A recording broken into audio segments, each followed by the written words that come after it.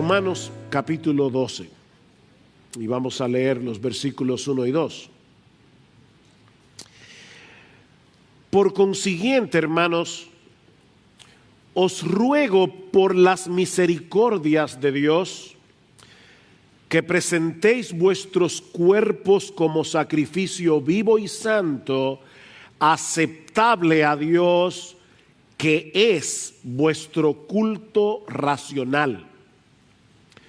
Y no os adaptéis a este mundo, sino transformaos mediante la renovación de vuestra mente, para que verifiquéis cuál es la voluntad de Dios, lo que es bueno, aceptable y perfecto. Desde hace aproximadamente año y medio hemos estado exponiendo la carta de Pablo a los romanos versículo a versículo. Ayer, solo por curiosidad, quise verificar cuándo iniciamos esta serie y fue el 14 de abril del 2019. Así que tenemos un año y más o menos 7 meses predicando únicamente de Romanos 1 al 11. Pero en la mañana de hoy hemos llegado a lo que podríamos llamar la bisagra de la carta, porque hay un giro aquí desde la parte doctrinal a la parte práctica. En los primeros 11 capítulos, Pablo ha venido explicando con todo lujo de detalles en qué consiste el Evangelio, las buenas nuevas de salvación en Cristo para todo aquel que cree. Pablo introduce su carta mostrándonos a partir del capítulo 1, versículo 18, hasta el capítulo 3, versículo 20, cuál es la condición espiritual de toda la raza humana que hizo necesaria esa monumental, sorprendente, extraordinaria obra de salvación que Dios llevó a cabo por medio de la persona y la obra de nuestro Señor Jesucristo. Y actuando como una especie de fiscal general de la humanidad, Pablo va presentando su caso, argumento tras argumento, hasta llevarnos a su conclusión en el capítulo 3, versículo 10, donde él dice que en el mundo entero, no hay justo ni aún uno, no hay quien entienda, no hay quien busque a Dios. Todos se desviaron, a una se hicieron inútiles, no hay quien haga lo bueno, ni siquiera uno. Y ese es el argumento de Pablo citando el Antiguo Testamento. O sea, que es Dios el que da ese veredicto. Somos pecadores rebeldes, merecemos la condenación de Dios por causa de nuestros pecados. Pero mis hermanos y amigos que están aquí en esta mañana, es sobre ese fondo negro de nuestra condición espiritual que el diamante del Evangelio brilla en todo su esplendor. La buena noticia que el Evangelio anuncia es que Dios no nos dejó en esa condición de miseria, en esa condición de condenación, sino que proveyó a través de Cristo un Salvador que nos libra del pecado y que nos libra de todas las consecuencias del pecado. Dios, el Hijo, la segunda persona de la Trinidad, se hizo hombre, vivió una vida de perfecta obediencia a la voluntad de su Padre y luego murió en una cruz como un criminal para pagar por todos nuestros pecados. Él recibió sobre sí mismo voluntariamente toda la ira de un Dios perfectamente santo, perfectamente justo, toda la ira que tú y yo merecemos por causa de nuestros pecados. Eso fue lo que vimos desde la mitad del capítulo 3 hasta el capítulo 5 de la carta. Cristo unió nuestras vidas con la suya por medio de la fe. de tal manera que ahora su justicia perfecta cuenta como nuestra en el tribunal de Dios. Somos justificados, es decir, declarados justos en el tribunal de Dios, únicamente por medio de la fe en Jesús. De ahí lo que dice Pablo en Romanos capítulo 5, versículo 1, por tanto, habiendo sido justificados por la fe, tenemos paz para con Dios por medio de nuestro Señor Jesucristo. No tenemos controversias con Dios, podemos morirnos tranquilos. Pero el asunto no termina ahí, sino que debido a nuestra unión con Cristo, y guarden esa frase en sus mentes en esta mañana, debido a nuestra unión con Cristo, todos los que han sido justificados también han sido santificados. Hemos sido libertados de la esclavitud del pecado, para que ahora podamos gradualmente ser transformados conforme al carácter de nuestro Señor Jesucristo. Eso fue lo que vimos en Romanos capítulo 6, capítulo 7, capítulo 8. Eso en sí mismo es abrumadoramente extraordinario. Pero resulta mucho más sorprendente si consideramos el hecho de que la única razón, óyeme mi hermano, la única razón por la que ahora disfrutamos de todas esas bendiciones que fluyen de nuestra unión con Cristo es porque Dios de pura gracia decidió amarnos desde antes de la fundación del mundo, como vimos a partir del capítulo 9. Dios tuvo misericordia de nosotros porque Él decidió tener misericordia de nosotros. No había nada, ni en ti ni en mí, que nos hiciera atractivos a los ojos de Dios. Romanos 9:16, Romanos 9:18, Dios tuvo misericordia porque Dios tuvo misericordia. Porque Él decidió amarnos. Es por eso que Pablo concluye esta sección de la carta reaccionando en adoración al contemplar ese despliegue de la sabiduría de Dios. ¿Cómo solo Dios puede concebir un plan de salvación a través del cual Él perdona a pecadores culpables y aún así mantiene intacta su justicia? Y eso es lo que lleva a Pablo a decir en el capítulo 11, versículo 33, oh profundidad de las riquezas y de la sabiduría y del conocimiento de Dios, cuán insondables son sus juicios, inescrutables sus caminos, pues ¿quién ha conocido la mente del Señor? ¿O quién llegó a ser su consejero? ¿O quién le ha dado a Él primero para que se le tenga que recompensar? Porque de Él y por Él y para Él son todas las cosas. A Él sea la gloria por siempre. Amén. Y lo que vamos a ver ahora, a partir del capítulo 12 y hasta el final de la epístola, son las aplicaciones que se derivan de todo lo que Dios ha hecho a nuestro favor. Solo por gracia, solo por Cristo, solo por medio de la fe. Y hay al menos dos enseñanzas que podemos extraer de estos dos versículos de Romanos 12 con el que Pablo introduce esta última sección de la carta. La primera es que la vida cristiana práctica, porque recuerden, ahora vamos a ver las aplicaciones. La vida cristiana práctica se construye sobre el Evangelio. O si quieren ponerlo en las palabras de Pablo, la vida cristiana se construye sobre las misericordias de Dios. Vean una vez más el versículo 1.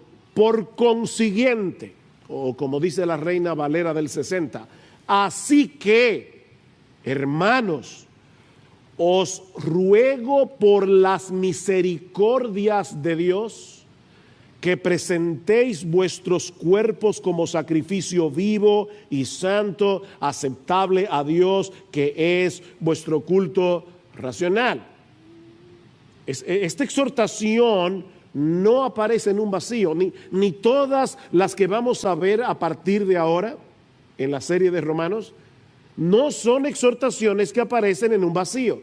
Están relacionadas con todo lo que Pablo ha venido hablando del Evangelio en los primeros 11 capítulos de la carta. Primero el Evangelio, luego las exhortaciones. Y en este caso, mis hermanos, el orden de los factores sí altera el producto. Sí altera el producto. No podemos comenzar exhortando a las personas a que se comporten de cierta manera sin antes decirles lo que Dios ha hecho a nuestro favor en Cristo para hacer posible ese cambio radical en nuestras vidas. Primero el Evangelio, luego las exhortaciones. Mis hermanos, ese es el problema de los moralistas. Nosotros somos cristianos, no moralizadores. El problema de los moralistas es que sus exhortaciones a una vida buena no tienen ninguna base que la sustente. Los moralistas ponen el caballo detrás de la carreta, cuando debería ser delante, ¿verdad? Para que mueva la carreta. Los moralistas ponen el caballo detrás. De hecho, es interesante notar que en los primeros 11 capítulos de Romanos, los cuales suman en total 315 versículos, cuéntalos si quieres, 315 versículos, allí solo aparecen 6 exhortaciones o mandatos. 6 mandamientos en 315 versículos. Pero a partir del capítulo 12 encontramos una exhortación tras otra sobre cómo vivir a la altura de nuestra nueva identidad en Cristo. De hecho, solo en el capítulo 12 hay 20 exhortaciones, más del triple que en los 11 capítulos anteriores. Otra manera de decir esto, y por favor no se preocupen, van a entenderlo porque al principio puede sonar un poco extraño, pero otra manera de decir esto es que en la gramática del Evangelio los indicativos vienen primero y los imperativos después. Si tú quieres hablar en el lenguaje de Dios, apréndete esta regla de la gramática celestial. Los indicativos primero y los imperativos después. Ahora, yo sé que hay muchos aquí que salieron del colegio hace ya unos cuantos años. Así que déjenme explicar a qué yo me refiero. En la gramática española se usa el verbo en modo indicativo para señalar un hecho. Por ejemplo, Juan tiró la pelota. El verbo está ahí en modo indicativo. Estoy relatando algo que sucedió. ¿Qué fue lo que sucedió? Que Juan tiró la pelota. Ahora, si yo digo, niños, escuchen, si yo digo, Juan, tira la pelota, ¿cuál es la diferencia? Que ahora yo no estoy relatando un hecho, estoy dando una orden, estoy dando un mandato. En ese caso, el verbo está en modo imperativo. Bueno, lo que estamos diciendo, mis amados hermanos, es que en el Evangelio los hechos de nuestra redención en Cristo vienen primero. Los imperativos, exhortaciones, mandatos que se derivan de esos hechos vienen después. Esa es la gramática de Dios. El Evangelio contiene exhortaciones, de hecho lo vemos en nuestro propio texto de hoy en la mañana, pero como bien señala el teólogo escocés Sinclair Ferguson, estas exhortaciones se encuentran enraizadas en el rico suelo de la gracia. Hay exhortaciones en el Evangelio, pero están enraizadas en el rico suelo de la gracia de Dios. Es por eso que Pablo aquí apela a las misericordias de Dios antes de exhortar a los creyentes a que presenten sus cuerpos como un sacrificio vivo. Y noten, mis hermanos, que Pablo menciona aquí las misericordias de Dios. Él pudo haber dicho, os ruego por la misericordia de Dios, pero no fue lo que dijo. Él dijo, os ruego por las misericordias de Dios, en plural. Mis hermanos, el diamante del Evangelio tiene tantas facetas que podemos pasarnos el resto de nuestras vidas meditando en todas las maneras en que Dios nos ha mostrado y nos sigue mostrando su misericordia. Nuevas son cada mañana. ¿Saben que los diamantes dependen de su precio por los cortes que tienen? Bueno, el Evangelio tiene muchos cortes. Es un diamante multifacético. Este es un tema que nunca se agota. Podemos meditar en las misericordias de Dios las 24 horas del día, los 365 días del año, y nunca llegará el momento en que nos quedemos en blanco sin nada por lo cual agradecer a nuestro Dios por todo lo que Él ha hecho, por todo lo que Él está haciendo y por todo lo que hará, únicamente por causa de Jesucristo. Mira, mi hermano, esas misericordias comenzaron antes de que tú nacieras. Esas misericordias comenzaron en la eternidad, cuando Dios nos escogió para amarnos en Cristo de pura gracia desde antes de la fundación del mundo. Miren, solo meditar en eso es suficiente para pasar el resto de nuestras vidas glorificando a Dios y dándole gracias. Él te amó, te escogió por nombre, con nombre y apellido, para que tú seas de Él. Sobre todo, tomando en cuenta el hecho de que Dios conocía de antemano lo corrupto que sería nuestro corazón. Dios sabía de antemano, cuando nos escogió, que nosotros no lo íbamos a escoger a Él naturalmente. Y sabía de antemano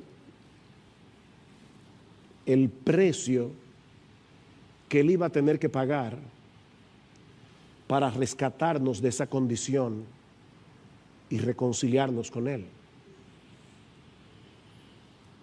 La vida de su precioso Hijo. Mis hermanos, en la misma medida en que nosotros entendemos la magnitud de nuestros pecados, así como la gloria y majestad de aquel que estuvo dispuesto a hacerse hombre y sustituirnos en la cruz para pagar nuestra deuda con la justicia de Dios, en la misma medida en que nosotros entendemos eso, estaremos preparados para darle a nuestro Dios la gloria que Él merece. Esa es la meta final de nuestra salvación. La gloria de Dios. Que nuestro Dios reciba toda la gloria por lo que Él ha hecho a nuestro favor en Cristo. Escuchen cómo Pablo lo va a decir más adelante en Romanos capítulo 15, en el versículo 7. Por tanto, aceptaos los unos a los otros como también Cristo nos aceptó para gloria de Dios. Cristo nos aceptó para gloria de Dios. Pues os digo que Cristo se hizo servidor de la circuncisión para demostrar la verdad de Dios, para confirmar las promesas dadas a los padres y para que los gentiles glorifiquen a Dios por su misericordia.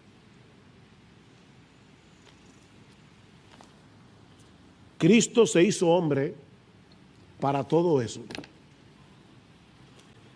Para que ahora podamos vivir el resto de nuestras vidas glorificando a Dios por su misericordia. Lo que nos lleva de la mano a la segunda parte de nuestro texto. Ya vimos que la vida cristiana se construye sobre el Evangelio, es sobre las misericordias de Dios, sobre lo que ya Dios hizo a nuestro favor. Cualquier cosa que nosotros hagamos de ahora en adelante no es para ganarnos el favor de Dios, es porque ya fuimos favorecidos por Él. Recuerden la gramática, primero los indicativos, luego los imperativos. Bueno, ahora vienen los imperativos.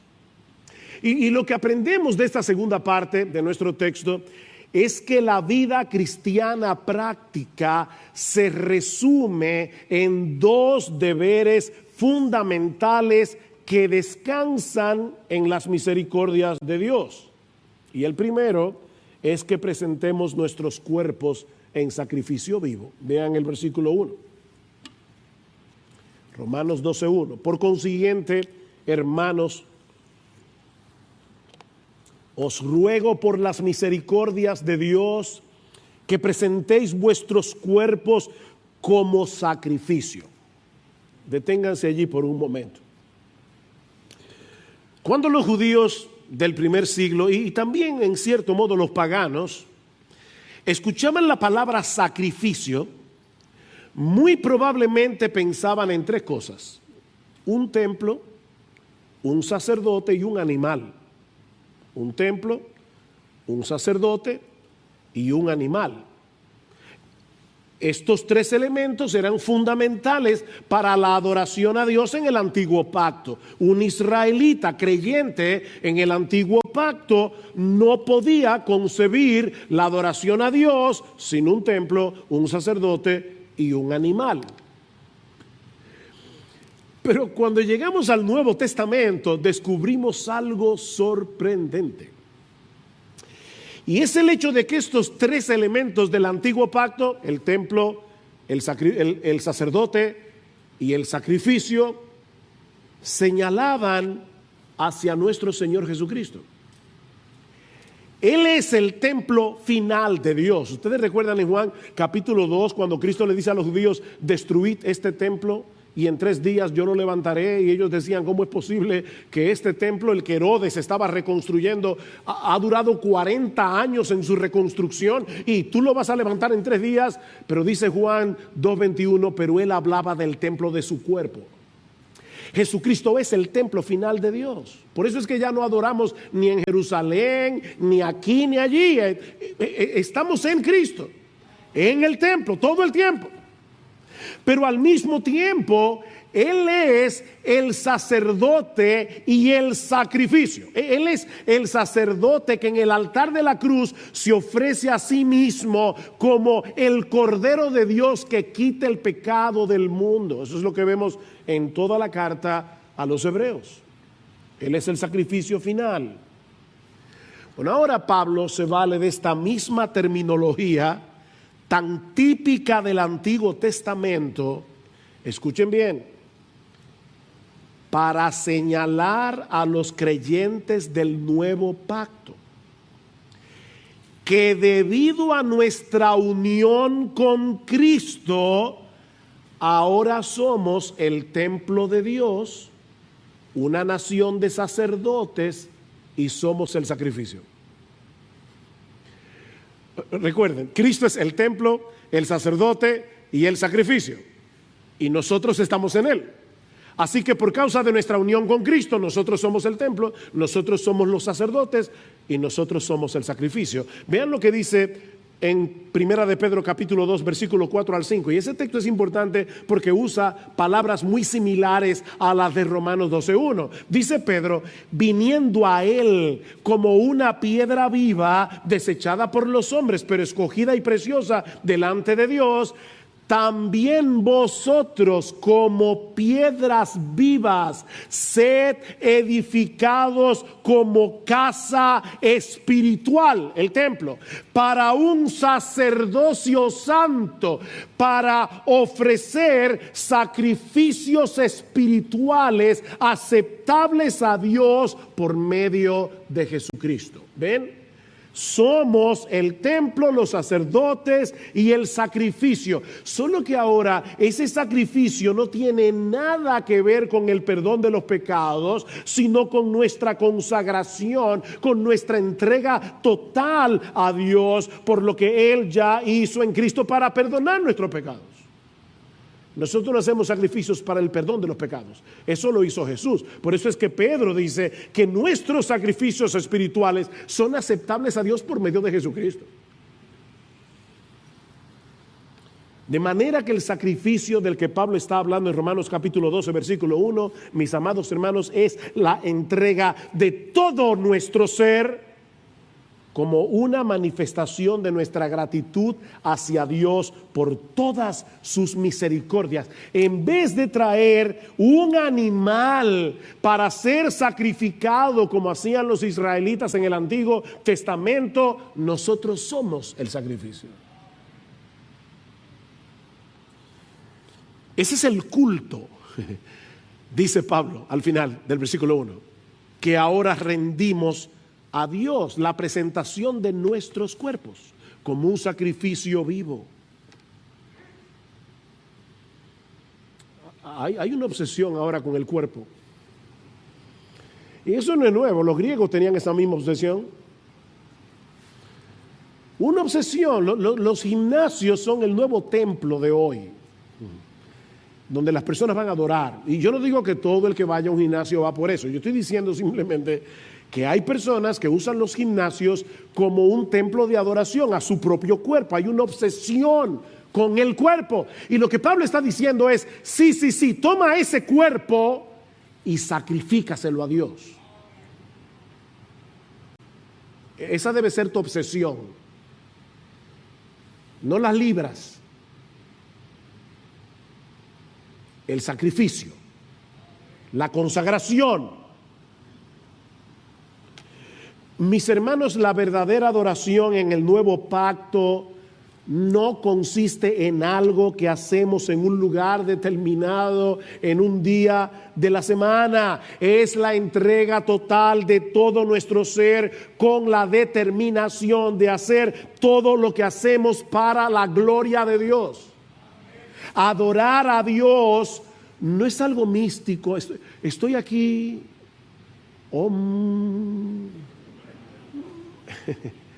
No, esto es algo bien concreto. Entrega tu cuerpo es convertir en un acto de adoración todo lo que hacemos con este cuerpo. ¿Ven por qué yo les decía y oraba para que el Señor nos ayudara a tener un entendimiento más amplio de lo que significa ser cristiano? Mis hermanos, esa es la misma enseñanza que vimos hace meses atrás cuando estudiamos Romanos capítulo 6. Vayan conmigo una vez más a Romanos capítulo 6, versículo 11. Así también vosotros consideraos muertos al pecado, pero vivos para Dios en Cristo Jesús. Esa es la enseñanza, la exhortación. Por tanto, no reine el pecado en vuestro cuerpo mortal, para que no obedezcáis sus lujurias, ni presentéis los miembros de vuestro cuerpo al pecado como instrumentos de iniquidad, sino, aquí está la exhortación de Romanos 12, presentaos vosotros mismos a Dios como vivos de entre los muertos y vuestros miembros a Dios como instrumentos de justicia.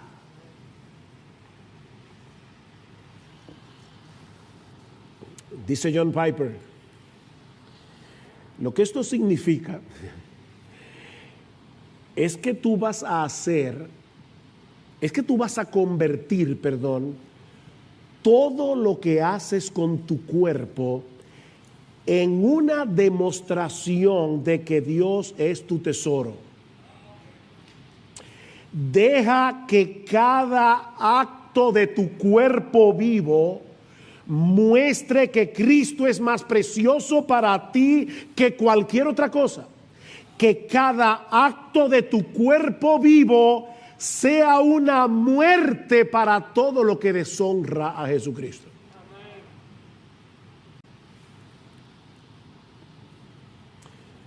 La razón por la que Pablo nos exhorta a presentar nuestros cuerpos, los evangélicos hablamos mucho de entregar el alma. Vamos a salvar almas. No, vamos a salvar gente que tienen cuerpo y tienen alma. Y cuando Cristo salva, salva el cuerpo y el alma. No una sola cosa.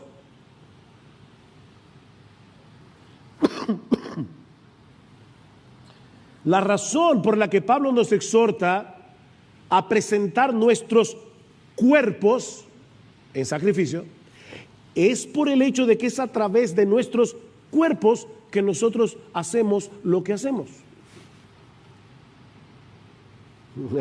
Hay hermanos que dicen, yo no estaba en la iglesia hoy, pero estaba en espíritu. Mira, olvídate de eso. Nosotros no somos espiritistas, no vengas en espíritu. Tú tienes que venir con tu cuerpo, con tus pies, con tu cuerpo, con tu mente, con tu cabeza, para alabar a Dios con tus labios, para escuchar la palabra con reverencia con tus oídos. Es tu cuerpo. Es con nuestros cuerpos que nosotros pecamos. Y es con nuestros cuerpos que servimos a Dios. Y lo que Pablo nos está diciendo, tanto en Romanos 6 como en Romanos 12:1, es que ese mismo cuerpo que antes habíamos entregado por completo al pecado, ahora que hemos recibido las misericordias de Dios, debemos entregarlo por entero al servicio de Dios como un acto de adoración. Es en ese sentido que Pablo dice en 1 Corintios capítulo 6, versículo 13, que nuestro cuerpo es para el Señor y el Señor es para el cuerpo. Nuestro cuerpo es para el Señor y este cuerpo ahora es templo del Señor. Templo del Espíritu Santo. Tenemos una nueva vida en Cristo que debemos vivirla procurando intencionalmente agradarlo a Él en todo lo que hacemos con nuestros cuerpos. Y Pablo le llama sacrificio porque se trata de algo que hacemos deliberadamente y que muchas veces resultará costoso y doloroso debido al pecado que todavía mora en nosotros. Córtate la mano, sácate los ojos.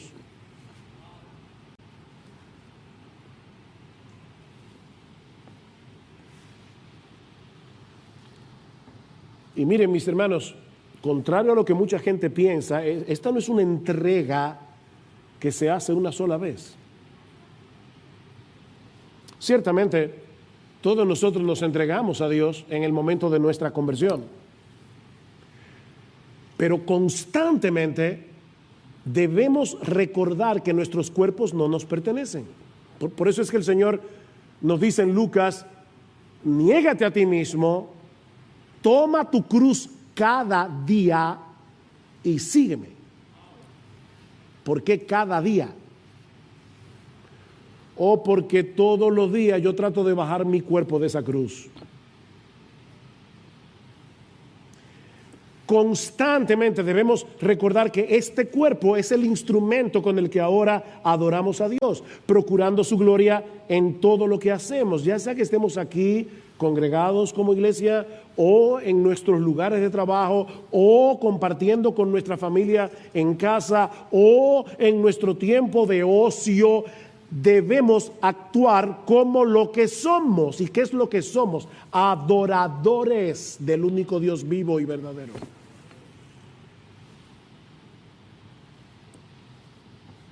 Alguien decía, me encanta esto, adorar es vivir tu vida de tal manera que por lo que dices, lo que piensas, lo que sientes, lo que haces con tus brazos, con tus labios, con tus ojos, con tus piernas, con tus manos, todo demuestra que Él es más valioso que cualquier otra cosa. Eso es adorar.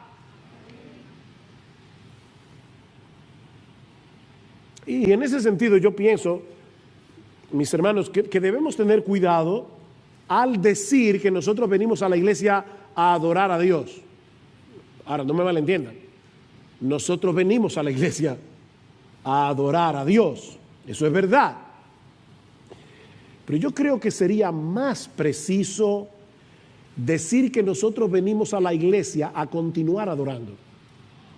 Eso es más preciso, porque supuestamente eso era lo que estábamos haciendo todo el resto de la semana. La diferencia es que ahora lo estamos haciendo como pueblo de Dios, en la presencia especial de Dios, en el día del Señor. Lo que ocurre en este lugar cada domingo debe ser una extensión de esa vida que vivimos el resto de la semana para la gloria de Dios. Somos adoradores que nos reunimos una vez a la semana juntos como iglesia para adorar. Pero éramos adoradores antes de llegar aquí.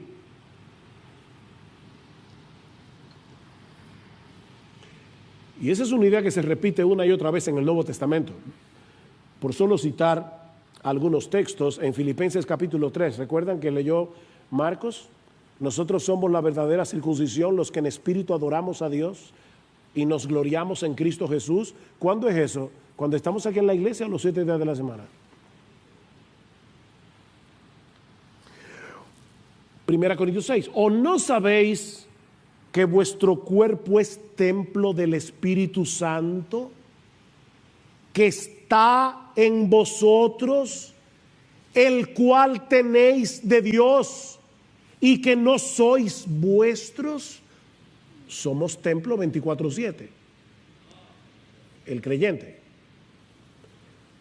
Pues por precio habéis sido comprados.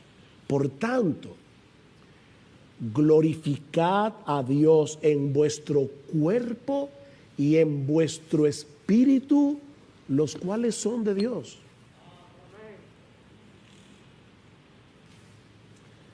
Sí, pastor, por eso es que yo hago mi devocional todos los días. Nadie ha mencionado aquí la palabra devocional. 1 Corintios 10:31. Si pues coméis o bebéis o hacéis otra cosa, hacedlo todo para la gloria de Dios. Todo. Amén. Mira, mi hermano, déjame decir esto con dulzura, un corazón pastoral. De nada sirve venir a la iglesia y cantar himnos con toda emoción y cerrar los ojos y levantar las manos. Y ustedes saben que yo ni estoy en contra de cantar con emoción, todo lo contrario, ni de cerrar los ojos, yo lo hago todo el tiempo, o levantar las manos. Pero mira, mi hermano, mi hermana, de nada sirve hacer todo eso para luego vivir el resto de la semana haciendo tu voluntad y buscando tu propia gloria.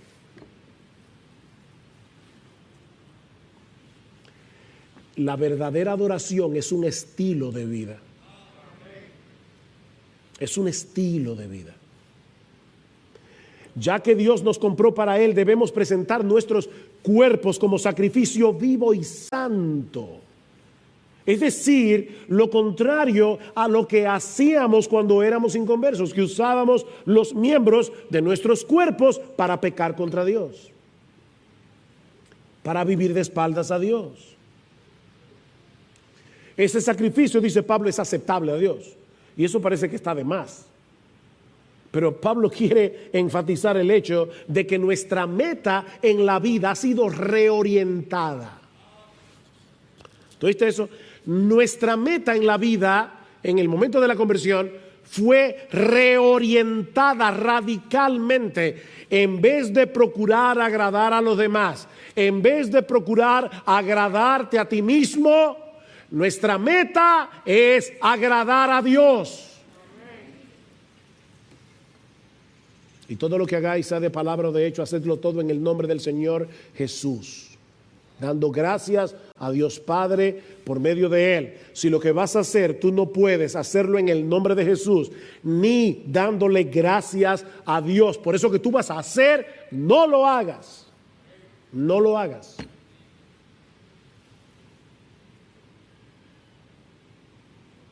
Eso es verdadera adoración.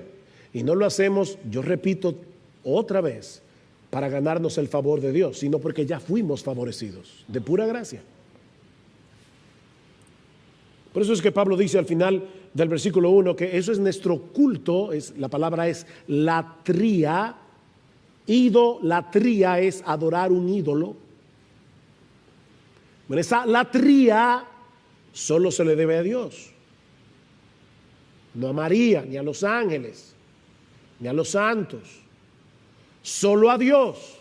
Y Pablo dice, esa es nuestra latría, nuestro culto lógicos, dice el griego, de donde viene nuestra palabra lógico.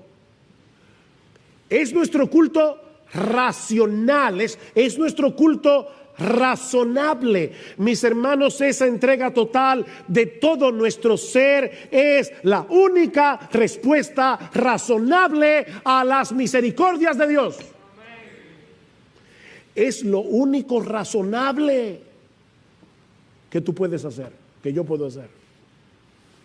Dice un comentarista: una vez que tienes un entendimiento claro de la misericordia de Dios, cualquier otra cosa que no sea un sacrificio total y completo de ti mismo a Dios es completamente irracional. Si pones este texto al revés, todo lo que no sea una entrega a Dios total es irracional. Lo que nos lleva al segundo deber. Recuerden que hemos dicho, nuestro mensaje tiene 2 puntos, no quiero que te pierdas en la estructura. Primer punto, la vida cristiana se construye sobre el Evangelio. En segundo punto, la vida cristiana práctica se resume en 2 deberes fundamentales. ¿Cuáles son esos 2 deberes fundamentales? Primero, entrega todo tu cuerpo como sacrificio, pero no vas a poder hacer eso sin hacer lo segundo. Debemos dejarnos transformar por la renovación de nuestra mente. Versículo 2. Romanos capítulo 12, versículo 2. Y no os adaptéis a este mundo, sino transformaos mediante la renovación de vuestra mente, para que verifiquéis cuál es la voluntad de Dios, lo que es bueno, aceptable y perfecto. Aquí tenemos un mandamiento negativo, un mandamiento positivo. El mandamiento negativo: no nos adaptemos a este mundo. Hay una paráfrasis del Nuevo Testamento que lo pone de esta manera: no permitan que el mundo que los rodea los comprima para adaptarlos a su propio molde.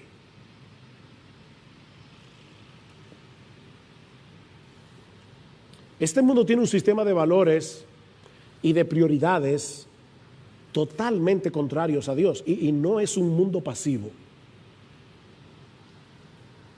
Este sistema mundano en el que nosotros vivimos, cuando hablamos del mundo aquí, no nos estamos refiriendo al planeta Tierra, nos estamos refiriendo a ese sistema de maldad que impera en este mundo y que es contrario a Dios. Ese sistema, mis hermanos, trata por todos los medios de imponerse sobre nosotros. Frecuentemente de una manera sutil, no es tan claro a veces. De hecho, la mayoría de las veces no es tan claro. En una manera sutil, insistente, constante, prolongada.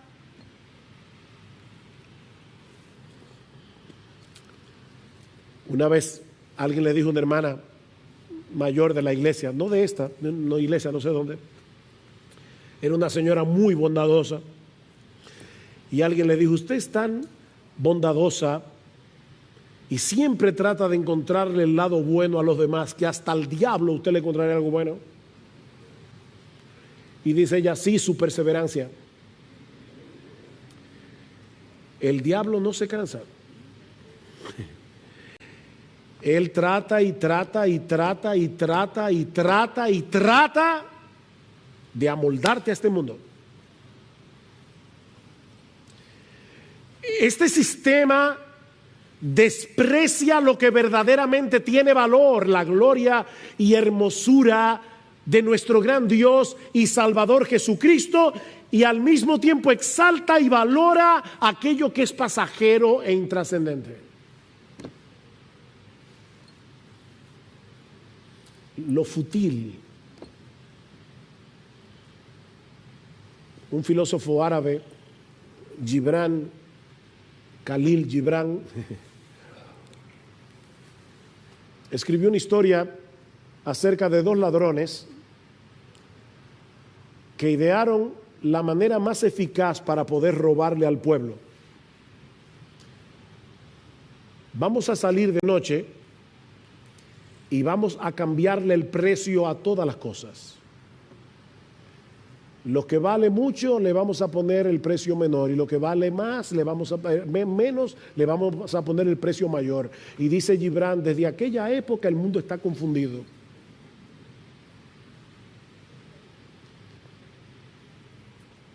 No se están engañando. Y lo que Pablo está diciendo aquí es que debemos rebelarnos contra eso. Rebélate contra ese sistema. No dejes que te arrastren hacia ese sistema de valores. Te están engañando. Te están vendiendo gato por liebre. Te están cambiando espejitos por oro. ¿Y sabes cuál es el problema? Que todos nosotros nacemos ya con ese software instalado, una mentalidad equivocada. ¿Qué dice Pablo en Efesios capítulo 2? Y Él os dio vida a vosotros cuando estabais muertos en vuestros delitos y pecados, en los cuales anduvisteis en otro tiempo, siguiendo la corriente de este mundo, conforme al príncipe de la potestad del aire. Y éramos, Pablo se incluye, éramos por naturaleza hijos de ira, lo mismo que los demás. Tú y yo nacimos con ese software instalado para pensar mal. Nosotros vinimos al mundo con una mente distorsionada, llena de mentiras. Es por eso que necesitamos ser transformados por medio de la renovación de nuestra mente, por medio de la renovación de nuestro entendimiento, que es la parte positiva de la exhortación. Y aquí hay otra cosa gramatical interesante. El verbo que usa Pablo, transformar, metamorfeo, metamorfosis, de donde viene la palabra metamorfosis, ese verbo es un imperativo pasivo. Y eso es extraño, porque te está mandando algo en lo que tú eres pasivo. ¿Cómo podemos traducir eso? Déjate transformar. ¿Ven? Déjate transformar. La verdadera santidad no consiste simplemente en tratar de cambiar nuestra conducta. No. Necesitamos permitir que la luz del Evangelio penetre, ilumine nuestro entendimiento, instale en nosotros una nueva forma de pensar, un nuevo sistema de valores. Ese proceso se inicia en la conversión. Dice Tito, fuimos renovados por el Espíritu Santo, y usa la misma palabra aquí. Pero es algo que continúa a lo largo de toda nuestra vida. Ahora, noten que aquí no estamos hablando simplemente de recibir nueva información. Estamos hablando de dejar que el Evangelio transforme por completo nuestra forma de ver la vida al contemplarla a través de la hermosura de Jesús. No es simplemente nueva información, no es que, mira, esto está mal y ahora esto está bien. Eso es una información. Ese cambio no dura. Si tú no estás contemplando con deleite la gloria de Jesucristo. Escuche cómo Pablo describe este proceso de transformación. Según a los Corintios 3:18. Por tanto, todos nosotros, mirando a cara descubierta como en un espejo la gloria del Señor, somos transformados. Metamorfosis otra vez. Somos transformados de gloria en gloria, en la misma imagen, como por el Espíritu del Señor. ¿Sabes cómo funciona esto? Tú terminas convirtiéndote en lo que adoras. Salmo 115, versículo 8. Semejantes a ellos, a los ídolos, son los que los hacen. Se hacen semejantes a sus ídolos. Yo me acuerdo cuando yo me convertí, año 1977, estrenaron Fiebre del Sábado por la Noche. Yo no la vi, por cierto. Ya me había convertido, gracias al Señor.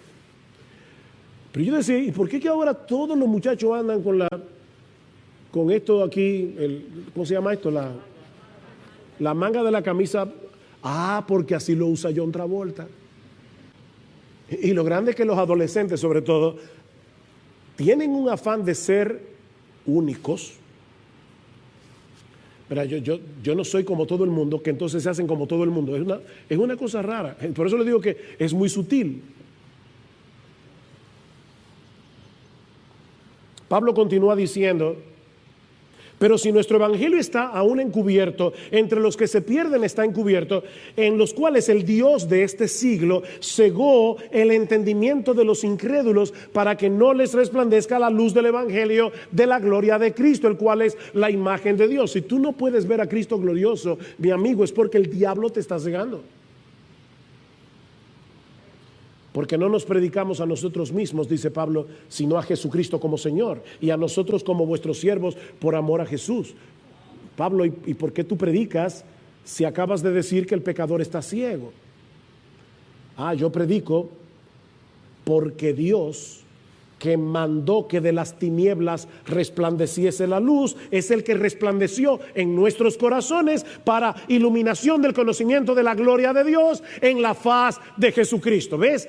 Lo que Pablo nos enseña en este pasaje es que el mismo proceso que Dios usó en nuestra conversión, abrir nuestros ojos a través de la predicación para que veamos nuestro pecado y para que veamos a Jesucristo como el todo suficiente Salvador, digno de toda gloria, digno de toda admiración. Ese proceso es el que Dios usa en nuestra santificación. El mismo proceso que usó en la conversión es el que usa en la santificación. Viendo su gloria somos transformados de gloria en gloria. Sinclair Ferguson, otra vez, lo explica de esta manera: en la medida en que la grandeza del evangelio comienza a llenar y a expandir nuestras mentes, mientras llegamos a conocer al Hijo de Dios a través de la palabra de Dios y por el Espíritu de Dios, un proceso de cambio toma lugar en nuestros pensamientos, en nuestros sentimientos, en nuestros deseos y en nuestro vivir. La palabra de Dios y el Espíritu de Dios obran juntos, transformándonos activa y poderosamente.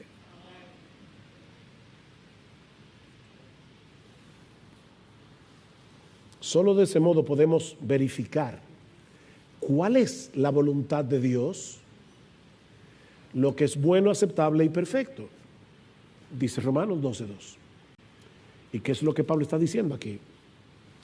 Que cuando la mente es renovada por la palabra de Dios y comenzamos a valorar la gloria, la hermosura de Jesucristo por encima de todas las cosas y a encontrar nuestro máximo deleite en Él, no solo vamos a comprender cuál es la voluntad de Dios, qué es lo que Dios quiere de nosotros, sino que vamos a estar de acuerdo con Él en que eso es lo mejor para nosotros. Por eso dice para que comprobéis. No es simplemente para que sepáis cuál es la voluntad de Dios. No es que ahora yo veo, ok, esta es la voluntad de Dios y eso es lo que me conviene. Eso es lo que me conviene. Porque Dios es misericordioso. Él no va a querer para mí nada malo. ¿Ven cómo volvemos a la exhortación del versículo 1? Vamos a querer consagrarnos por entero a Dios porque entenderemos que la verdadera satisfacción y la verdadera felicidad solo se encuentra en nuestra comunión con Él por medio de Cristo, transitando en la senda de su santa y perfecta voluntad. Los mandamientos del Señor son rectos y por eso alegran el corazón.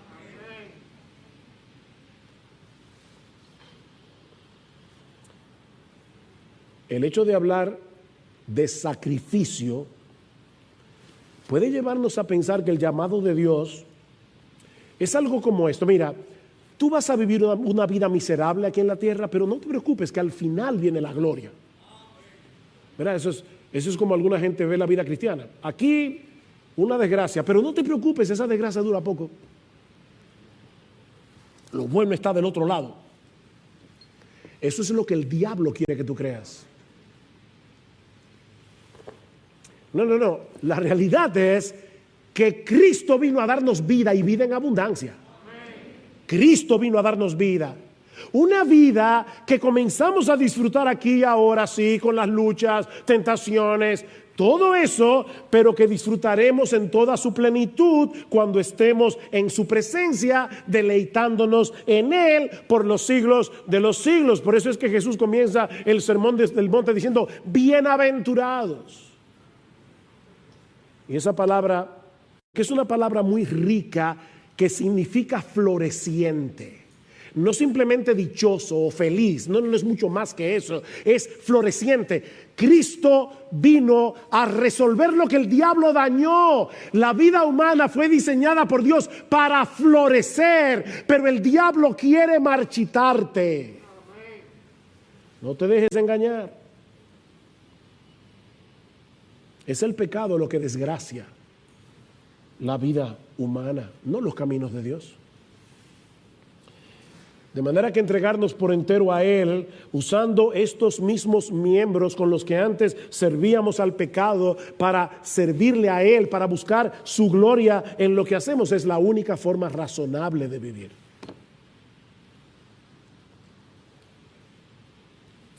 Y a la luz de esa realidad, déjame hacerte una pregunta.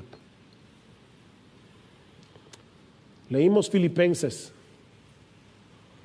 3, donde Pablo dice, yo lo tengo todo todavía por basura. Pablo escribió ese libro unos 30 años después de su conversión. Y él está diciendo, cuando yo vi la gloria de Jesús camino a Damasco, todo lo demás para mí se convirtió en basura. ¿Y saben qué? 30 años después lo sigo considerando basura por el incomparable valor de conocer a Cristo. Por el incomparable valor. Mi pregunta es, tú puedes decir lo mismo hoy. Yo no sé qué tiempo tú tienes de convertido, pero tú puedes decir hoy, cuando yo miro al mundo y veo a Cristo, yo veo eso como basura. Lo tengo todavía como basura. Mi hermano, ¿cómo está tu vida espiritual? De verdad, en serio, hoy, ¿cómo está tu vida espiritual? Mi esposa me dijo ayer o antes de ayer, no me acuerdo, que debemos tener cuidado para no vivir de glorias pasadas. Y yo le dije, uy, qué bueno está eso. Lo voy a decir en el mensaje. Porque hay hermanos aquí que tienen ya bastante tiempo en el Señor. Y pueden estar viviendo de gloria pasada. ¿Tú te acuerdas cuando salimos a evangelizar y visitar los hospitales? Sí, pero eso ya pasó. Yo estoy hablando de ahora. No vivas de glorias pasadas. Eso ya pasó. Es como está tu vida espiritual hoy. Ahora.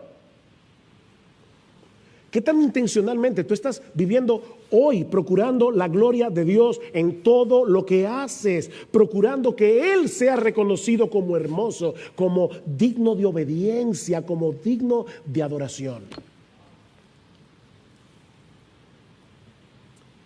Mira, mi hermano, mi hermana, si tú has decaído espiritualmente, te has enfriado en tu fe, es porque has olvidado las misericordias de Dios y porque has perdido de vista la hermosura de Jesús. Es tan sencillo como eso. La gloria de Jesús está eclipsada. ¿Saben lo que es un eclipse, verdad? Aquí está el sol, la luna se interpone, ya no veo el sol, ya no veo la luz como la veía antes, el mundo como que pierde su color, se vuelve mustio, gris. ¿Es así como tú ves la vida cristiana ahora? Jesús está eclipsado porque otras cosas se están interponiendo entre tú y Él. Pero mi hermano, tú no tienes que seguir viviendo en esa mediocridad espiritual. Vuelve a meditar en las misericordias de Dios para contigo. Vuelve a meditar en las misericordias de Dios, en las pasadas, en las presentes. Recuerda, nuevas son cada mañana. Hace mucho leí la historia de un individuo que va manejando su carro y cuando llega a la vía del tren, de repente el carro se le apaga. En medio de la vía. Él tranquilamente no ve ningún tren a la vista, comienza a tratar de desabrocharse el cinturón de seguridad para prender el vehículo, pero el cinturón está trabado. Y de repente él ve a lo lejos un tren que se acerca. Y ahora él está latiendo a 1000 por hora, tratando de quitarse el cinturón, pero el cinturón sigue trabado. Y el tren se acerca. Y cuando ya el tren está a punto de arrollarlo, él siente que algo lo golpea por detrás y él mira por el retrovisor y se da cuenta que es alguien en un camión que decide meterse en la vía para sacarlo a él y el tren se lo lleva de encuentro. Y ahí se le destraba el cinturón de seguridad. El individuo sale del coche, del carro, mira el camión destrozado y al hombre seguramente muerto, y él no sabe cómo agradecer el hecho de estar vivo. Pero la historia no termina ahí. De repente le escucha un ruido raro en el baúl del carro, y cuando lo abre, se da cuenta que su niño de 5 años jugando se había escondido en el baúl. Y si él había estado agradecido hace 2 minutos, ahora ya él no sabe cómo postrarse y dar gracias por lo que ha sucedido. Mi hermano, lo que yo te estoy diciendo es lo siguiente: cada vez que nosotros venimos a la iglesia y vemos una nueva faceta del Evangelio, y vemos una nueva faceta de la hermosura, de la gloria, de la majestad incomparable de nuestro Dios, de las misericordias de Dios, es como si encontráramos niños en el baúl cada domingo, otro niño y otro niño y otro niño. Las misericordias de Dios. Oh, mi hermano, medita en la misericordia de Dios y sumérgete en su palabra. No hay otro remedio. Sumérgete en las Escrituras para que puedas volver a contemplar la gloria de tu Salvador. Porque recuerda que es contemplando su gloria que somos transformados de gloria en gloria en la misma imagen. Como por el Espíritu del Señor. No hay atajos aquí. Cómete este libro. Cómete este libro, pero no buscando más información, sino buscando a Jesús en este libro.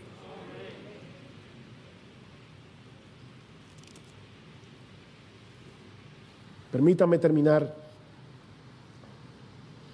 con esta bendición pastoral.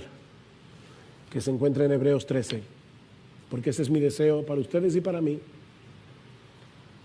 Oh, mis hermanos, que el Dios de paz, que resucitó de los muertos a nuestro Señor Jesucristo, el gran pastor de las ovejas, mediante la sangre del pacto eterno, los haga aptos en toda buena obra para hacer su voluntad, obrando Él en vosotros lo que es agradable delante de Él mediante Jesucristo, a quien sea la gloria por los siglos de los siglos. Amén.